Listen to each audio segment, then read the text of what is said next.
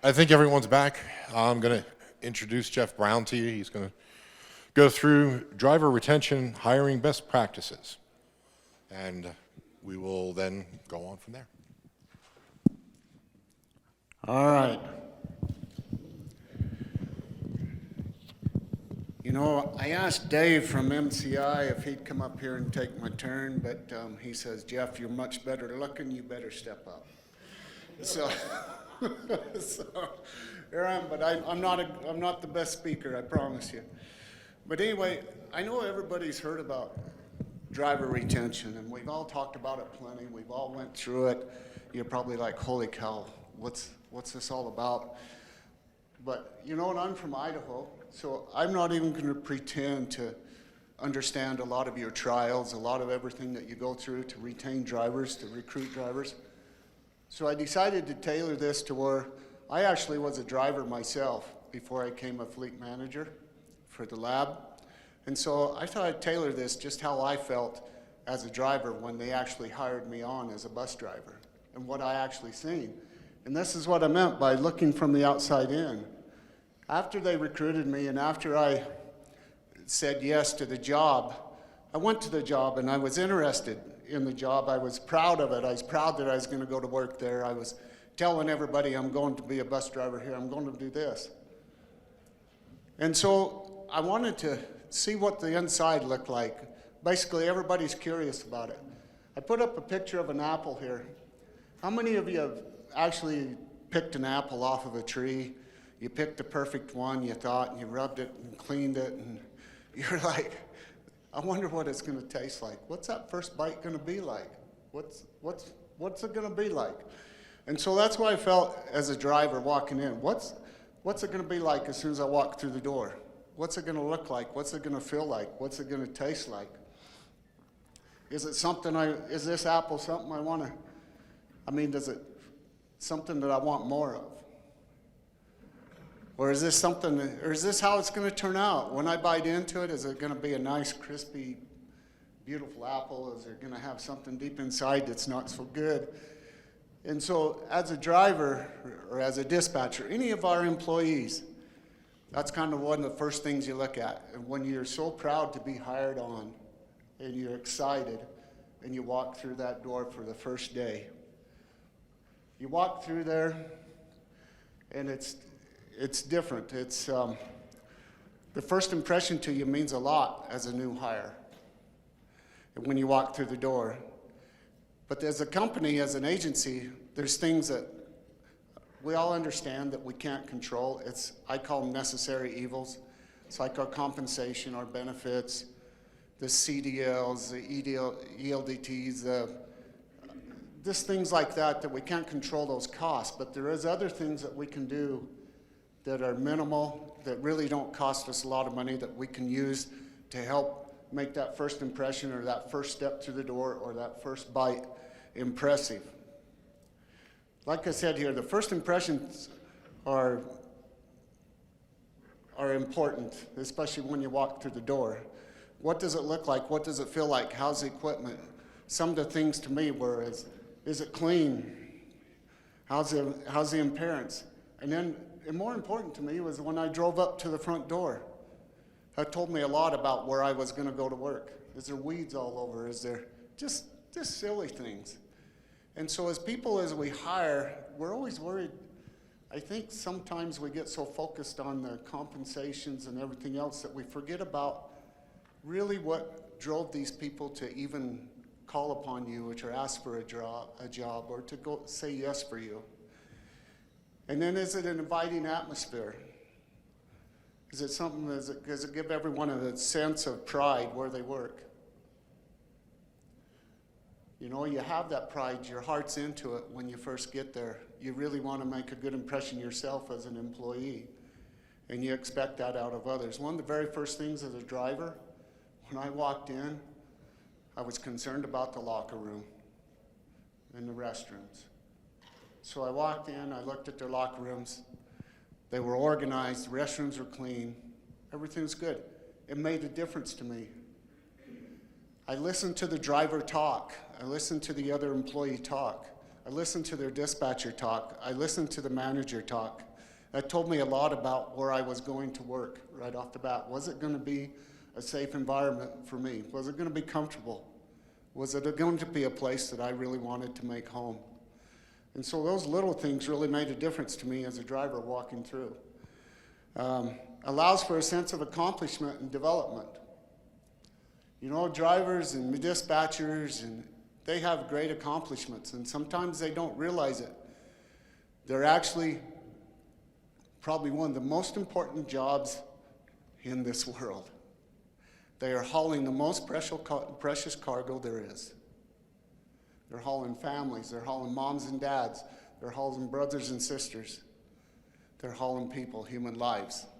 Do they really understand just what an important job they actually have? Do we really put that across to them in a way? Does the place really promote value and stability and need? We all need, and we all need to feel valued. That's just part of life. Part of the things that we do for drivers is we actually have what we call bid details. So in these details, some of our drivers are able to build the emergency totes or emergency kits for each bus. That's what they do. That's part of their job. That's part of their interaction with the company. Others actually help teach us the driver training, the Smith system. Others, their whole detail is washing buses. They'll wash buses during the middle of the day. It just gives them a sense of they're part of the company, more things to do, more interaction with the company.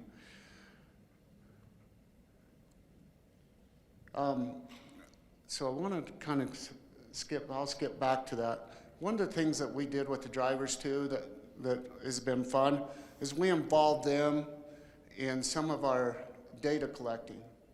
And this was one of them. With MCI donated the wrecked cab of a bus, a J4500 bus to us, and we actually rebuilt it, and we built a simulator out of it. And in this simulator, we were doing a lot of testing, and as the first paragraph says, a human factor, it's possibly the most important factor to consider when researching heavy vehicle technologies and alternative fuels. So what we did is we involved the drivers in this. Each driver was important. They had to participate in this. And what we did, and make a long story short, what we did is we hooked up to the CAN bus and with an exit cable, and we actually collected data on each driver. And each driver knew that this was happening.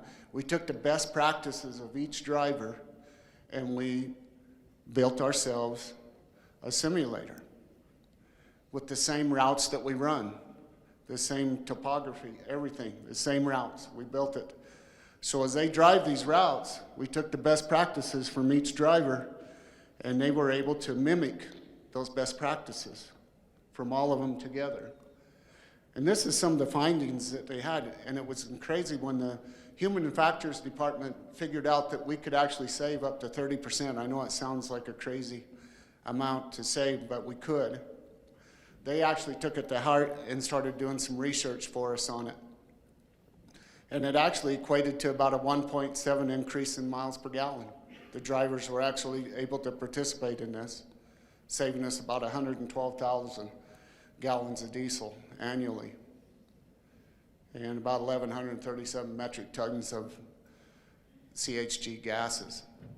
But more importantly, the most important part of this project was driver involvement. And it really made them feel valued. This was just some of the things that, as a company, we were able to do to give them that value. And in your own companies, there's other things, if you think outside the box, there's little things you can do to, and it helps with retention. Like this slide says, the top predictor of workplace satisfaction is not pay. It is the culture and values of the organization, followed closely by the quality of leadership and career opportunities. It's not always money that keeps our employees around. It just isn't. I have a lot of techs that work for me out there also. Could be making more money any day of the week in other places, but we have some of them that have been there for 32 years, 34 years, 18 years. And it's just all because it's more, we treat it like a family. We give them opportunities to help improve the efficiency of the company. We let them, we get them heavily involved in what we're doing. We're transparent in everything we do. I'm transparent in building their expectations. They help build their own. And it helps a lot.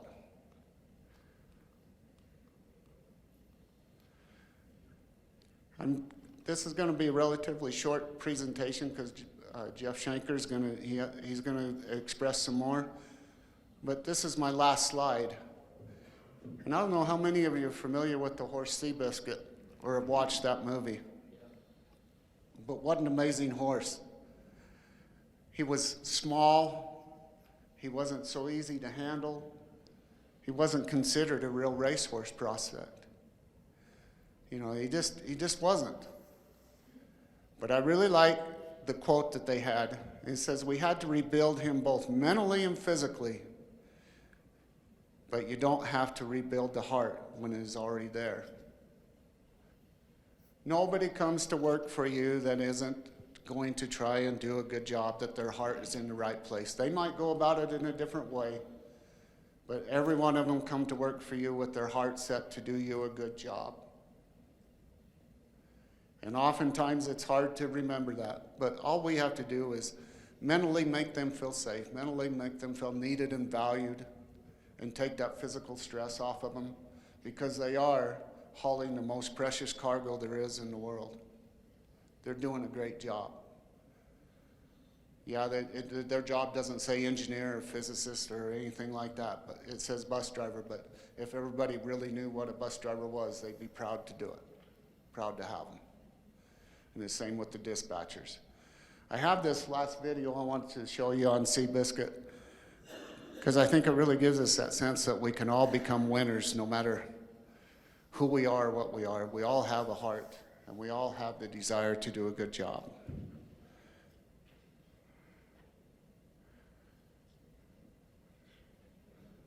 Let's see, Brandon? I got to get somebody that's more techie than I am, I'll tell you that.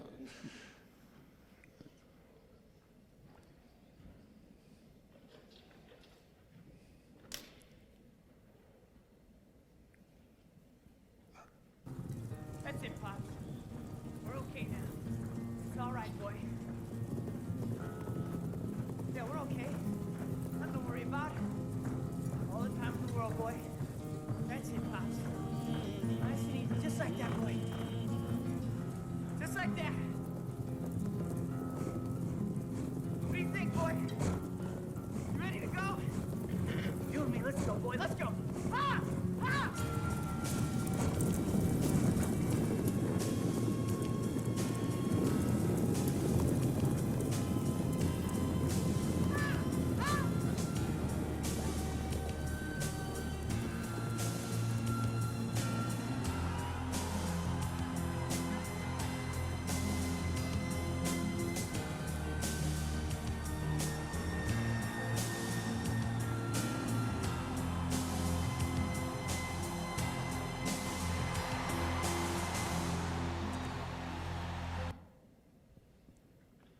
So I know that my presentation didn't have a lot of data with it or all that other stuff that goes along with this, but what I want to tell you is I think just expressing how much we appreciate our people, our love for them, our love for our job, and demonstrating that and keeping positive, I think we can do a lot more for retention than money can in a lot of ways.